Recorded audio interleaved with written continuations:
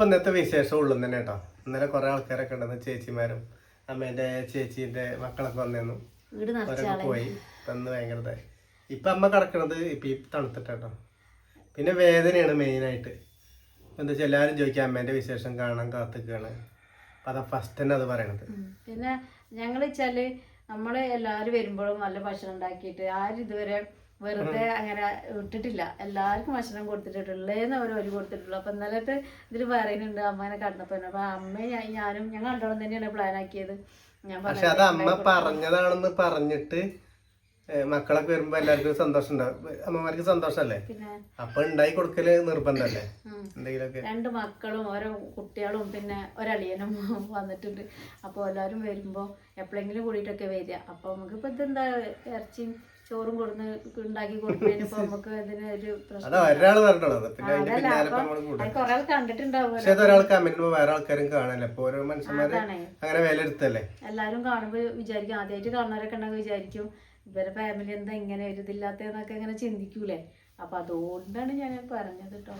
കുറെ ആളതിന് ലൈക്കൊക്കെ ഇട്ടിട്ട് കണ്ടേന്നു. അപ്പൊ അതാണ്. അപ്പൊ അമ്മയ്ക്കിപ്പോ ചില അമ്മയ്ക്ക് അത്ര വലിയ അസുഖമായിട്ടൊന്നും ഞങ്ങള് കാണുന്നില്ലത്.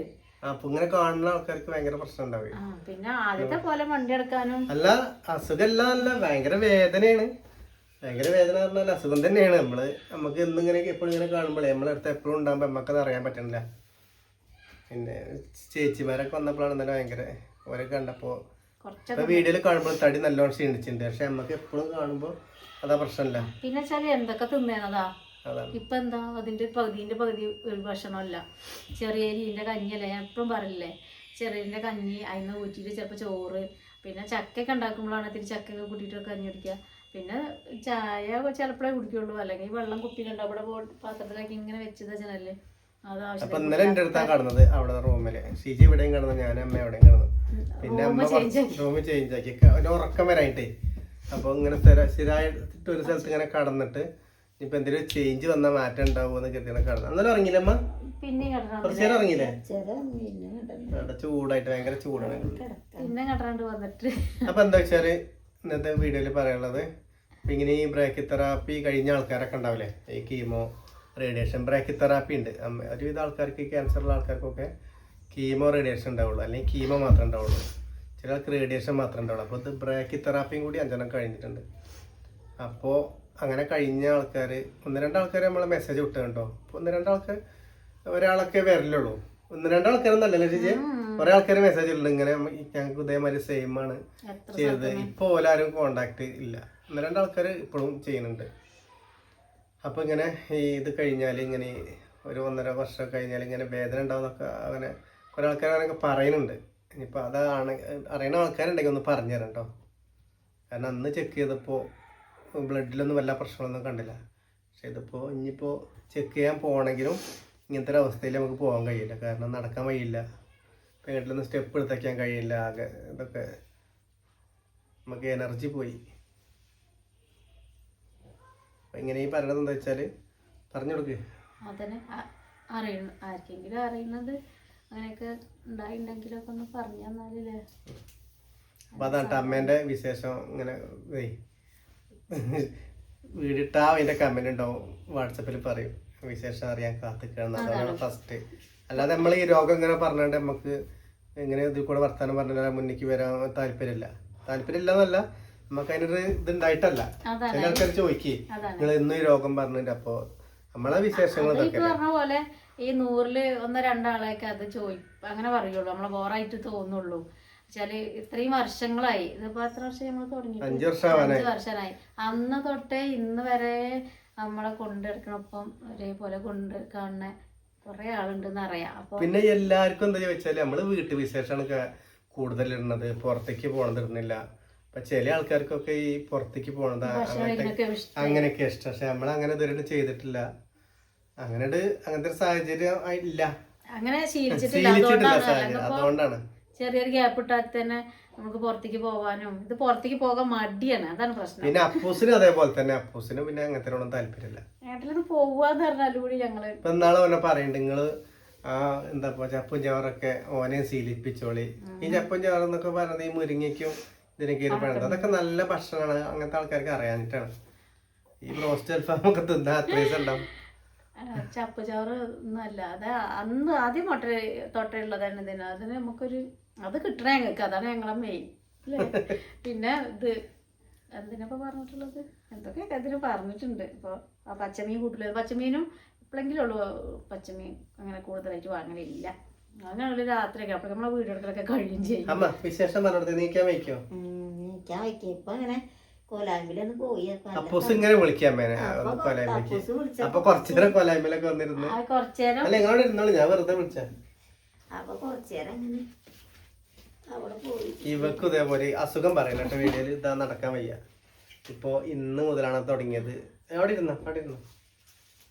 അല്ല അങ്ങനെ നിക്കണം, ബുദ്ധിമുട്ടാണ്. കുറച്ചും കിട്ടുന്ന കാണൂല. മഴ ചെയ്തിട്ടോ എന്താ അറിയില്ല, കാലിന്റെ ആ പ്രശ്നം, ആ ഞരമ്പിന്റെ ആ പ്രശ്നം കിടക്കുന്നുണ്ട്. അപ്പൊ നമ്മളെ കാര്യങ്ങൾ കറക്റ്റ് ആയിട്ടൊന്നും അറിയില്ല. ഇപ്പൊ വീഡിയോയിൽ ഇങ്ങനെ ഈ 10 മിനിറ്റ് വരുന്നത് ഇപ്പം വല്ല അറിയുള്ളൂ. ഇങ്ങനത്തെ കാര്യങ്ങളൊക്കെ പറഞ്ഞാലേ അറിയുള്ളൂ. അതുകൊണ്ട് ഇതില്ലാത്ത അവിടെ ഇരുന്ന് സംസാരിക്കുന്നതല്ല. ഇന്ന് പുറത്തേക്ക് മെയിനായിട്ട് ഇന്ന് പുറത്തേക്ക് കൊണ്ട് നടക്കാൻ വയ്യ. അപ്പം ഞങ്ങൾ ഇവിടെ ഇരുന്നുണ്ട് അമ്മേൻ്റെ വിശേഷം ഞങ്ങൾക്കൊക്കെ കാര്യങ്ങളൊക്കെ പറയത്തിട്ട് ഇവിടെ ഇരുന്നത്. അല്ലെങ്കിൽ പിന്നെ വാട്സപ്പിൽ വന്നിട്ട് ചെറുതെങ്കിലും 5 മിനിറ്റ് നിങ്ങളുടെ കാര്യങ്ങളൊന്നും പറയലുണ്ട്. അപ്പോൾ പിന്നെ എന്നാ അമ്മേൻ്റെ അടുത്ത് തന്നെ ആയിക്കോട്ടെ, എന്നാ അങ്ങോട്ട് നീക്കാറൊന്നും വേണ്ടല്ലോ. അനങ്ങാൻ വയ്യ, കാരണം ഇങ്ങനെ കണ്ടില്ലേ, ഇപ്പം കണ്ടില്ലേ ഇങ്ങനെ ഈ രണ്ട് കാലും വേദനയാണ്. അപ്പം ഇനി അത് അതിൻ്റെ ട്രീറ്റ്മെൻറ്റുകളൊക്കെ നടക്കുന്നുണ്ട്. എനിക്ക് പിന്നെ എന്താ വെച്ചാൽ അങ്ങനെ വീഡിയോ സംസാരിക്കാൻ വല്ലാതെ വർത്തമാനം പറയുന്നത് ഈ കാര്യങ്ങൾ തന്നെ ഓരോ കാര്യങ്ങൾ ആലോചിക്കണ്ട. അപ്പം നമുക്ക് എന്താ സിജെ പറഞ്ഞാൽ പിന്നെ നമുക്ക് സംസാരിക്കാൻ ഇപ്പം കിട്ടൂല. അപ്പം തന്നെ നമ്മളെ ചിന്തകൾ മാറിപ്പോവും. അതുകൊണ്ടാണ് അല്ലേ പറയാൻ കിട്ടൂല.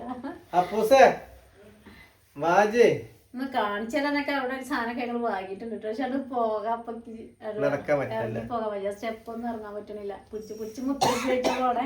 പിന്നെ ചെരുപ്പ് കുറച്ച് ദിവസമായിട്ട് കാലുവേദന മാറിയപ്പോൾ ഞാൻ ചെരുപ്പ് ഉള്ളിലെല്ലാം മാറ്റിയിരുന്നു കേട്ടോ. അപ്പോൾ ഇന്നിപ്പോ വേദന വന്നപ്പോൾ എല്ലാതൊക്കെ കഴുകി ഉള്ളിലേക്ക് എടുത്തുകൊണ്ടിട്ടുണ്ട്. ഇന്നലെ കുറച്ചു നേരം ടൈൽസിൽ കടന്നിട്ടുണ്ട്. ഇനി അതാണോ ഒരാണ്ടിൽ അങ്ങോട്ട് പോയി. അപ്പൊ ഞാൻ പറഞ്ഞു ചിലരിപ്പോ ഒരു ചൂടാണ്, ഈ മരുന്ന് കുടിക്കൊണ്ടാറില്ല കേട്ടോ. ഏത് മഴ ചെയ്യുമ്പോഴേക്ക് ഭയങ്കര ചൂടാ. അപ്പൊ ഞാൻ ഇവിടെ അമ്മയുടെ റൂമിന്റെ നിലം ഭയങ്കര തണുപ്പാ. ആ റൂമത്തിനാണ് തണുപ്പ് ഇവിടെ. അപ്പൊ ഇവിടെ കുറച്ചേരം കിടന്നതാ. പിന്നെ കുറച്ചേരം രാവിലെ ആയിട്ട് അവിടെ നിന്ന് പൊങ്ങി നീച്ചത്. ഇവിടെ ഇരുന്നമ്മ പൈസ എത്തിച്ചത്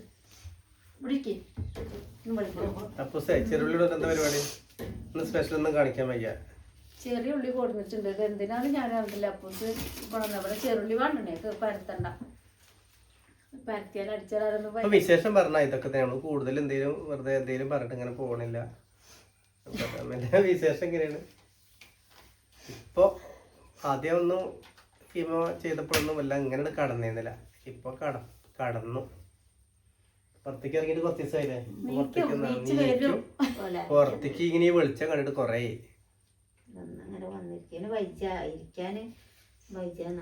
കാരണം 4-5 വീട്ടിലും തുടർച്ചയായിട്ട് ഈ അസുഖം ഇങ്ങനെ പറയണ്ടേ. പിന്നെ എപ്പോഴും എന്നെ പറയണ്ട ചെയ്തിട്ടാണ്. എല്ലാം മാറിക്കോളും, സാറല്ല. ചെക്കപ്പ് ആയിട്ടോ. ചെക്കപ്പ് എന്ന് പറഞ്ഞാല് അടുത്ത മാസം 14-ാം തീയതി ആണ്. അതിന്റെ മുന്നേ കൊണ്ടുപോണ്ടിയെന്ന് തോന്നുന്നു. അല്ല ക്ഷീണൊക്കെ മാറാനേ.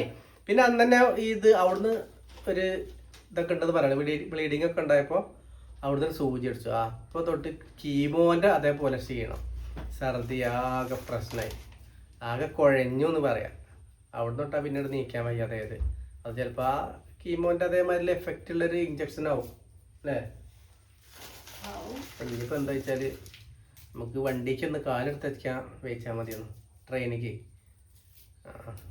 അപ്പത്തിന് ആയിക്കോളും, റെഡി ആയിക്കോളും. 22-ാം തീയതി ആയില്ലേ? 22-ാം തീയതി ആയി. പിന്നെ ഇപ്പം ഞങ്ങളിവിടെ അടുത്ത് ഹോസ്പിറ്റലിൽ അടുത്ത ഹോസ്പിറ്റലിൽ കൊണ്ടുപോയി കൊണ്ടുപോകില്ല. കാരണം അപ്പം ഇത് ചെക്കപ്പ് ചെയ്തിട്ടാണ് എന്തെങ്കിലും റിസൾട്ട് കിട്ടണമെങ്കിൽ. അപ്പോൾ കാണാൻ വന്നിട്ട് അമ്മേനെ. ഇപ്പം നാളെ കാണാം. ബൈ.